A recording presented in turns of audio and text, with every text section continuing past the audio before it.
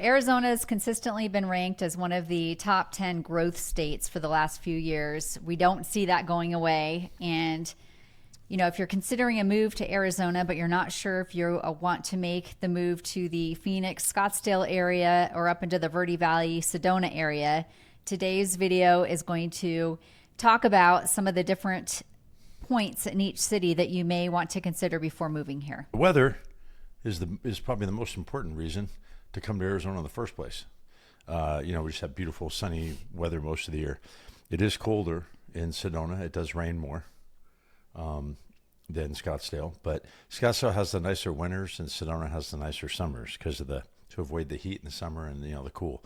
So again, we live between both. We like having a home in Scottsdale and a second home in Sedona, or vice versa, because we have the best of both worlds. But for people that have to pick one place, you've got to decide whether you want city or country. Well, if we're speaking directly about the weather, if you have to choose one, are you moving here full time or are you moving here as a part-time resident? And that might help guide you in terms of what you're thinking about looking at. So if you really like the warmer weather and you're only going to be here as a snowbird in the winter, Scottsdale may be your place. Absolutely. I would say it would be. If you're a snowbird, I'd go to Scottsdale and Phoenix. I wouldn't come to Sedona. Although, with that being said, a lot of snowbirds from Canada have bought from me, and they like, Sedona's still nice. It's not freezing. It's warm during the day, but cold at night. And a lot of people coming from Canada or from the Midwest that are used to having these grueling cold winters. Yes. Even though Sedona does get snow, it's not like you're out here shoveling 2 feet of snow. A lot of times the snow will melt and it's very mild. So Sedona, it only snows about 3 or 4 days a year, and it only collects for a day. It's the next day. They don't have to plow it. It just melts. You don't need snow tires here. You don't need four-wheel drive. It just sugarcoats when it snows in Sedona. But I think you're right. I think, baby boomer, if you're snowbird. If you're a snowbird and you're just coming here for the winters, I don't know. Personally, Scottsdale's gorgeous and Phoenix. The weather's just like 70s every day.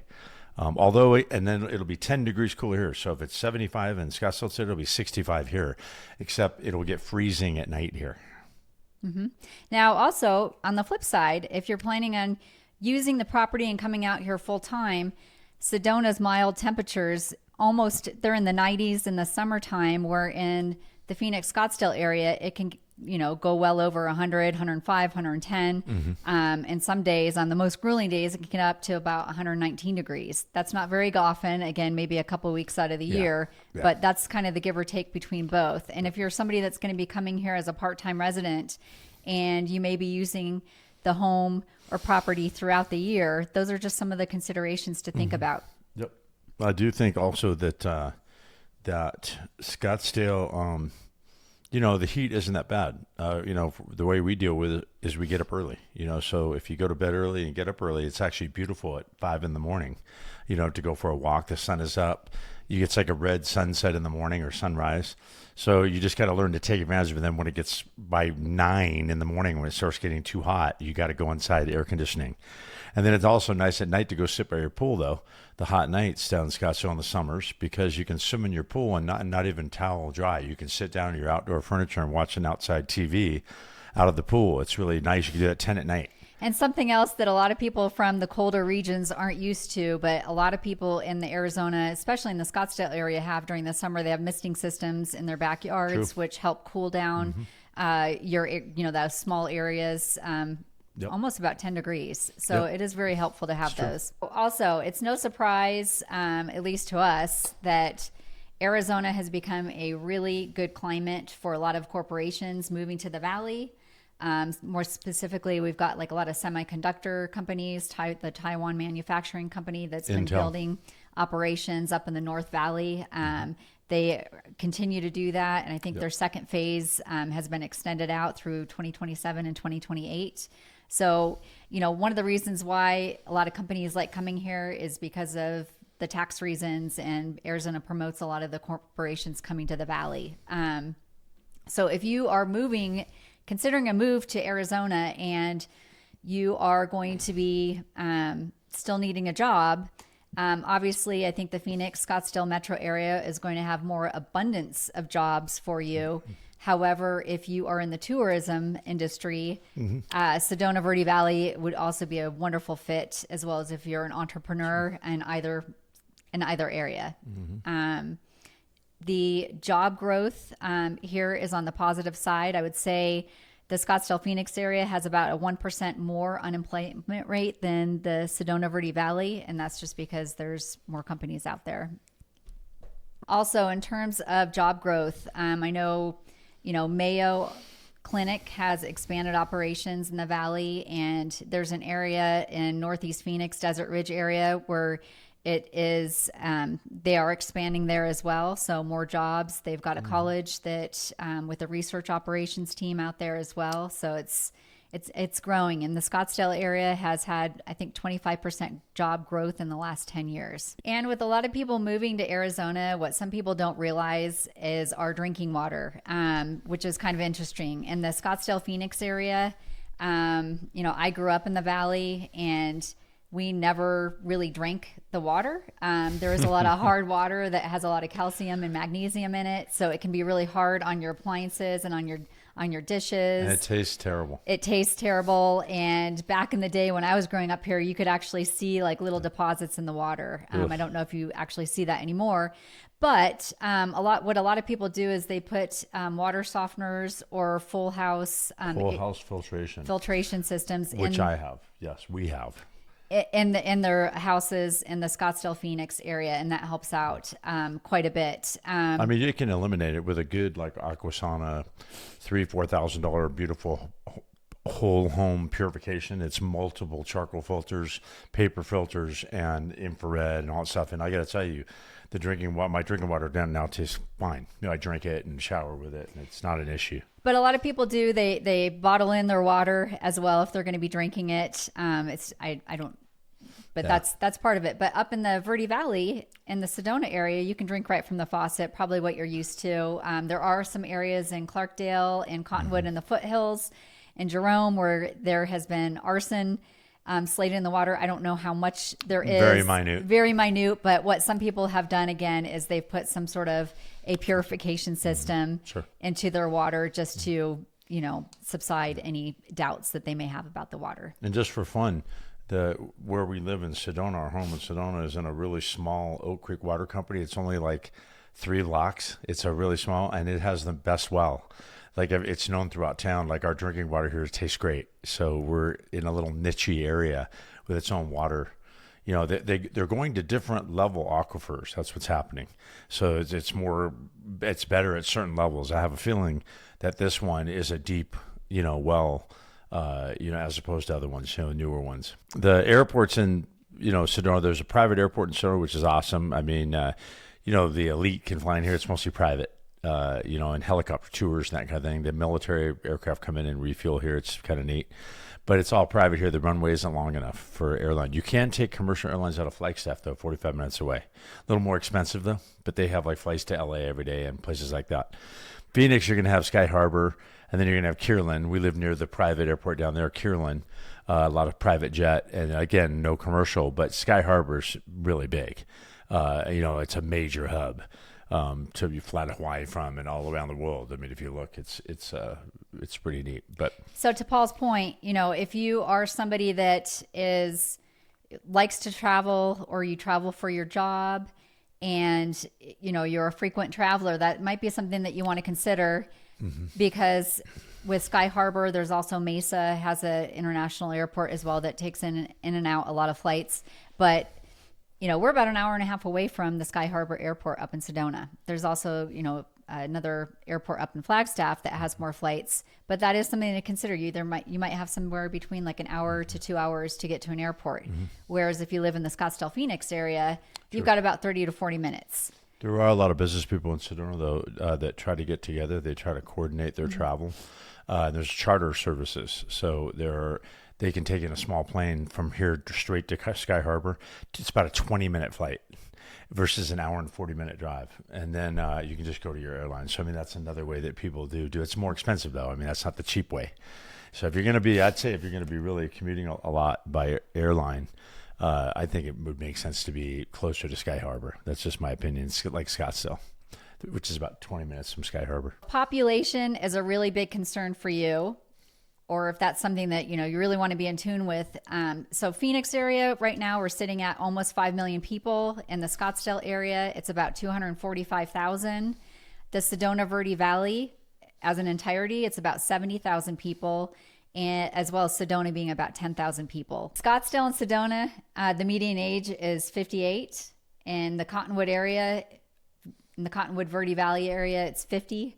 And in the general Phoenix area, it's 38. If you're looking for something with a little bit more of a city feel, obviously the Phoenix Scottsdale area is going to be more, probably you're going to be more attracted to that area. If you're looking for something more of a small town vibe, then it'll be the Verde Valley, Sedona area. And outdoors, like if you like hunting, fishing, hiking, mountain biking, you can do that down in Phoenix, but it's going to be a lot more abundant in Sedona. There's a lot of creeks and lakes and camping and off-roading and stuff. So I'm going to butt in there for a minute. I totally agree with that. So if you want to be right next to your hiking trails, the Sedona Verde Valley has over 200 miles of hiking and mountain biking trails. So you can pretty much go out your door and they're there. And it's an urban feeling. There's mountains here. You got Flagstaff 45 minutes away, and it's the country up here. But if you're in the Scottsdale, Phoenix area, you definitely have many different hiking trails and mountain biking trails, but typically you have to get in your car and drive to those trails where you don't have to do that in the Sedona area. You actually have more lakes down there too, believe it or not. It's weird, but there are several lakes you can go to from Scottsdale and Phoenix. We'd have to drive from Sedona down there to get to a lake. Right. So there's, like I said, we live in both for a reason. We like both. So you drive probably about an hour and a half to get to, Lake Pleasant from Sedona, where if you're in the Phoenix, Scottsdale area, you've got Bartlett Lake, Lake Pleasant, Roosevelt, all within about 30 minutes to an hour drive from your house. In regards to sports, I would say Verde Valley, hands down, really does win in terms of outdoor sports. But if you like to join a gym and you like access to some of the brand new equipment, Scottsdale, Phoenix area is probably going to have, those bigger city gyms, big city gyms, new, nice, huge, thousands of people. The gyms up here are very kind of small. We're not crazy about a couple of them. They're kind of older and outdated, although there are some nicer clubs that you can join up here that will have nicer quality. You could join like Los Abragatas Spa and use their equipment, even though it's kind of outdated though. And it's expensive compared to the Valley as well. It is true. Down the Valley, you can work out at EOS for $10 a month. Up here, it's going to be $50 to $150 to join a club. And also, if you have a family with kids, the Valley also, they promote a lot of the kids clubs. If you go to the gyms, where here it's not like that. You would need to find your own daycare to be able to accommodate your workout schedule. If you're a big fan of spectator sports and you like football, baseball, spring training, if you like to play golf and you're not a member of a golf club, but you like to play at a lot of different courses, Scottsdale, Phoenix area is going to just provide you with an abundant of those, where the Sedona Verde Valley, although you do have some memberships to golf and you can play golf, it's just not going to be as much. The other thing to mention is if you like big box stores or big franchises like Costco and Target, again, you're going to be able to have that in the Valley. However, if you like specialty stores and boutiques and more of a, small town feel where you're giving back to the local community, the Sedona Verde Valley is probably going to be more in tune with that. Yeah, we have there's Costco and Home Depot and everything. Cottonwood, it's 25 minutes, so you have those up here too. It's not a Costco. Not a Costco. Costco, that's you. Prescott, it's about an hour. Prescott is about an hour, and then there's a Price Club and Flag about 45 minutes away, and Home Depot. But there's going to be more of them in the Valley and Phoenix and Scottsdale versus the Verde Valley because it's urban. We're in a rural area up here. One thing that's kind of funny, both the Sedona area as well as the Scottsdale area have a lot of traffic.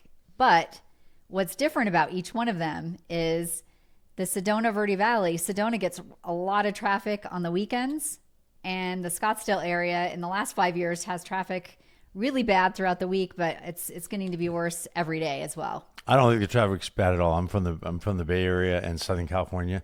Compared to those areas, there's no traffic here. Not even in Scottsdale. It's mellow. If you're from California, that's traffic. Bay Area and LA. Nothing like that here. Scottsdale in the city, it's a newer city, so they built wider freeways and more of them. And then Scottsdale, we're still urban. People complain about getting stuck in 5 minutes at the roundabout here in Sedona, which is kind of a joke. And I'll tell you why, because the views from your car are incredible. So I would say listen to some music and check out the views for 5 minutes. Yeah, not a big deal. I agree with you when you're comparing it to other big city towns, but what we've experienced in the last 5 years is a lot of growth, and the traffic has changed quite a bit in both areas. And seeing that we are in a growth state right now, I think it will get to be more populated with more traffic. Yeah. And one of the things that Arizona is doing right now is they spent millions of dollars to go in and widen the roads on I-17 going from the valley up into the Sedona in northern Arizona. And so, again, it's painful right now to drive through that at times. At other times, it's not. Yeah. But it will help in the long run. And the same thing is happening in the Sedona area as well. They've got 3 different projects going on right now. It's called Sedona in Motion. And it can be painful at different times of the day or the week, but it should help out in the long term. Yeah, and they're going to be doing things like that. Right now, one of the reasons it's backed up because they have to stop traffic for pedestrians. They're going to do a pedestrian bridge. They're also, the bottleneck is at the Y, where Highway 179 and 89A meet. They're going to do a detour, like a bypass road from uptown past the Y, getting people around the Y who want to go to West Sedona. That's going to help as well. Again, I don't want to get on a tangent, but they had an opportunity to, when they widened 179, to do it 4-lane, and they didn't listen to Arizona Department of Transportation. They did it 2-lane again. So that would have been great if they'd have done 4 lanes, because it's 4-lane from Sedona to Cottonwood. And if we could have had that from Sedona to the Village of Oak Creek or to 17, that would have cleared it up. But anyway. So the other thing to consider, if you're in the Scottsdale, if you're thinking about the Scottsdale area, again, Scottsdale has really just kind of transformed Scottsdale Road in the last 10 years with having these, high-end condo high-rises, and they continue to build these. And the road was never built to support that. So it'll be interesting to see what happens over the next few years with that road, because Scottsdale also hasn't done a wonderful job with city transportation like some other towns have. True. Yeah, the urban feels too bad about Scottsdale. Scottsdale was kind of known as a one-story kind of fun, spread-out town, and now it's becoming very urban, like a lot of cities are, with these 5-6-story apartment complexes that are just gigantic. You're right up to the road. There's no setbacks. So, but it's growth. Growth is inevitable. So, what is nice about that is if you were to choose to go to the Scottsdale area and live in one of those high-rise condos, lock and leave, you can walk to a lot of places. True. You can stay out of your car and walk everywhere, pretty much. They have not done an excellent job with if you like to ride your bike. I lived in Colorado for 10 years, and they did an excellent job with the bikes, like with the trail system, where you could actually promote biking to work once a month. A lot of people did that, and the city has not supported that type of development. So again, it'll be interesting to see what happens down in that area. The difference between price and affordability versus the Scottsdale versus the Sedona area. Housing, Sedona's just a touch higher than the Scottsdale area. Average cost of housing in Sedona is about $850,000. Average cost of housing in the Scottsdale market is about $750,000. As Paul mentioned earlier, healthcare costs are a little bit less expensive in the Scottsdale Phoenix area than the Sedona Verde Valley. And it's cheaper to build down there too. Materials and everything. There's a premium to be paid, all the subs up here and materials. So it's going to be cheaper in the city. Mm-hmm. Everything's going to be cheaper. Even groceries are a little bit more expensive in the Sedona area. Mm-hmm. They have to bus it. They have to truck it up here. Yep. Air quality is going to be better up in Sedona because we're at like 4,500 feet. We're on the halfway up to the mountains. Clean air, beautiful. Another reason to live up here. There's going to be like dust storms and smog and all the big city stuff, especially when in that, what do they call them, haboobs in the summer, the big dust storms when it's really hot and down in Phoenix. But, for the most part, again, compared to like Southern California or the Bay Area, there's not much smog. Phoenix and Scottsdale's pretty clear blue skies a lot of the year, and it's really not that bad. All right. So in terms of if you do have school-age children, Scottsdale, Phoenix area spends about 7% more per annum on each child in the education system.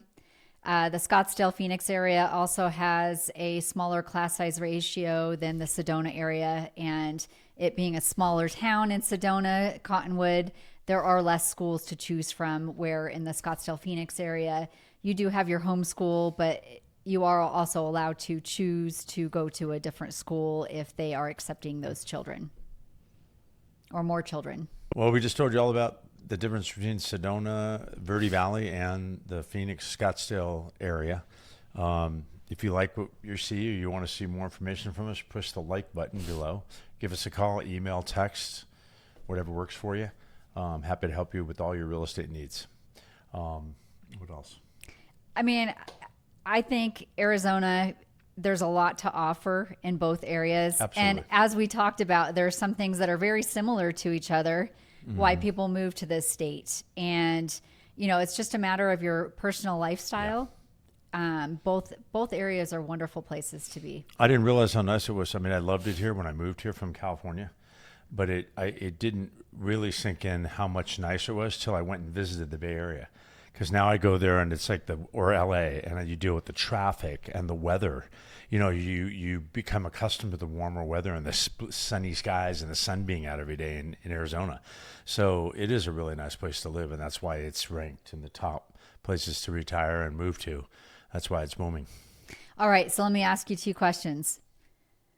So in terms of sunrise or sunset, where do you like it better, Sedona or Scottsdale? I think they're both different. I mean, you're going to get probably a prettier sunset in Phoenix because it's city. You're going to have smog. You're going to have what gives LA the big sunsets too, and that is that you're going to get the smog in there.